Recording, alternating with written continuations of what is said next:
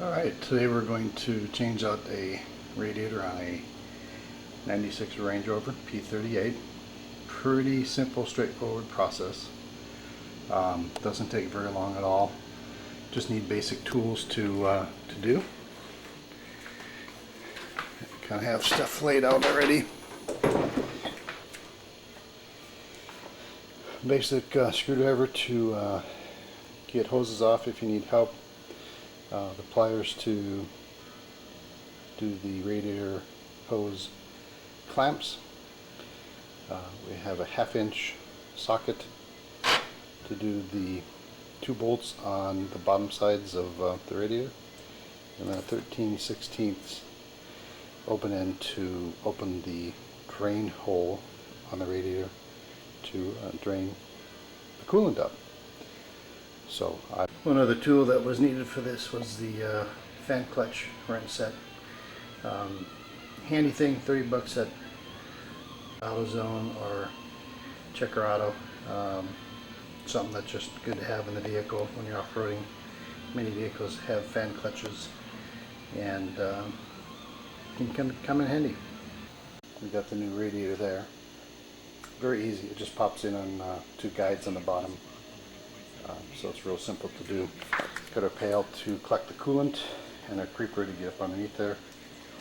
Did take the fan blade cover off for better access, and we'll start by loosening up the coolant, opening it on the radiator. That's where one of the bolts going to secure the radiator. I already took that one out. Here's the nut we'll have to open up to drain the coolant. And then we have the other, we can get here, can't really see it. As you can see, this turns nice and easy. Pretty easy to, oh, snurred it, better get my pail. Alright, clearing out.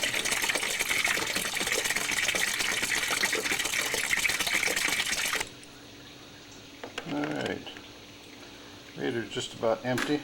We'll go ahead and remove this clamp. Move that back a little bit. Give us some room to work. Do the same thing underneath. And pull the hoses off.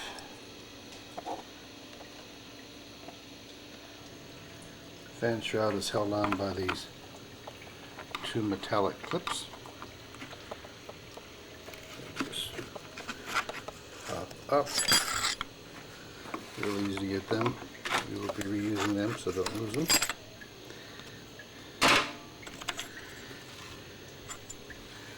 Put those aside. And these just pop up from the holes bottom, so you can just move it out of the way, so it's nice and loose.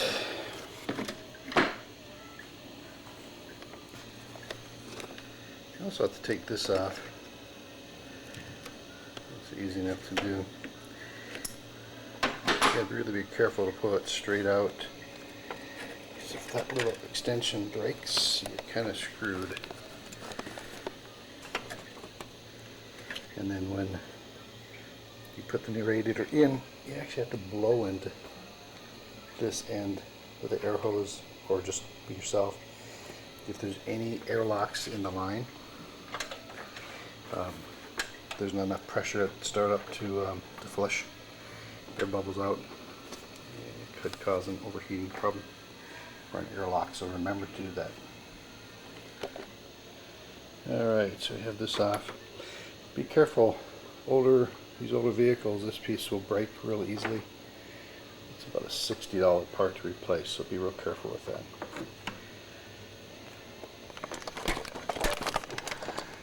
Alright, I got the lower hose off. And see if I can get this angle here.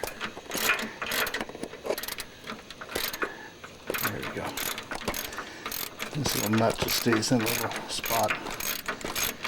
It could fall out. There we go. Yep, there goes the washer.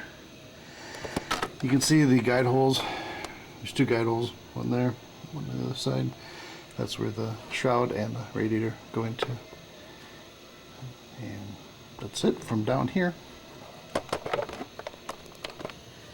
Now in order to get the fan shroud out, you can see the two transmission lines down here. We gotta pop them out of the little holder built into the fan shroud. Once that's done, this little top piece just slides out to give access one way or another. There we go. Let me take this thing off. Put that aside for now. Now we have good access here.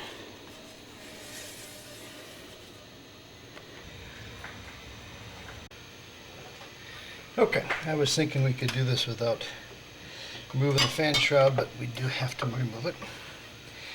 So you need to have your fan removal tool.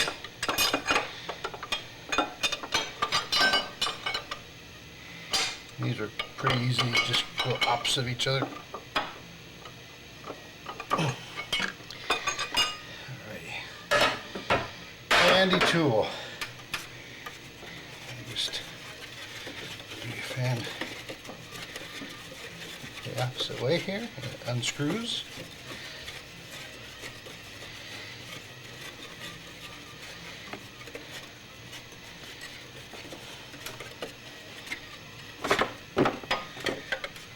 So we got the fan off. So now the problem I was having is the two spots where the shroud goes into the holes. I could not lift them up enough to get this moved out of the way. So once those are lifted out of the way, then we can do that. Okay, got the two coolant hoses out of the slot. Now we just pull this thing up and out.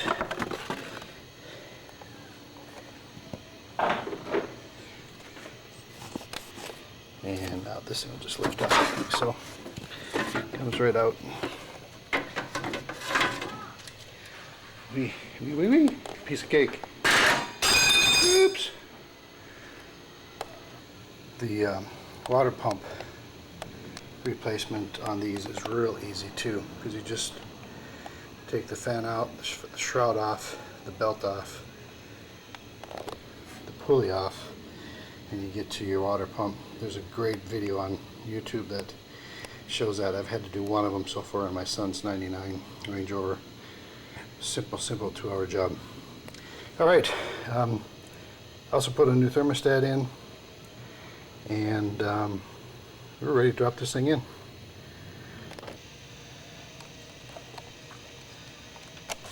Alright, new one slides in just like it's supposed to.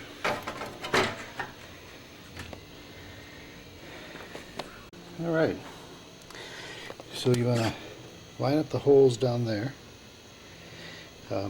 bottom of the radiator into the frame holes, and these parts to the guides, and then just push down. You may have to tap with the hammer lightly to get it in. Alright. Alright. We've got. Alright, we got that bolt tightened down. Radiator in the right hole. Fan shroud in the right hole.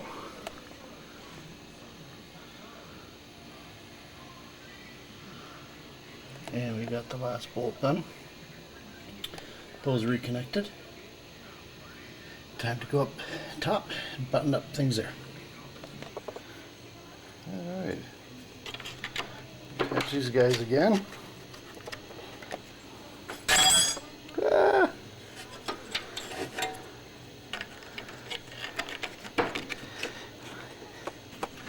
That's nice and tight. We'll slide this guy back in.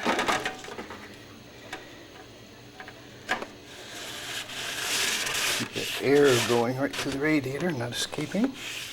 Our nipple's good here. I'll put the fan on next. My mechanic, Land Rover mechanic, told me to fill antifreeze out of this tube first. So you get your engine compartment full of coolant, head gaskets. If you use a different technique, you could damage the head gaskets. So we know that's expensive on Land Rovers.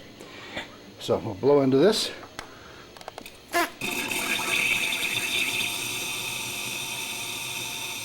That's clear. Reattach that. Sweet, coming together. Alright, got the fan back onto the engine. And we'll use our tool to tighten it down. Alright, we're going to get ready to fill this thing up. I can't shoot and at the same time, so once it's filled up, I'll come back in on the cannon. That's all tightened. I always like to go through and make sure everything's tight. That's good. Blew the air out of that. Cap's off, ready to put more in. Everything's buttoned up from down below. We can start this thing up and let it warm up. Wasn't too bad. Alright, she's running. Sounding good. Doing some bubbles.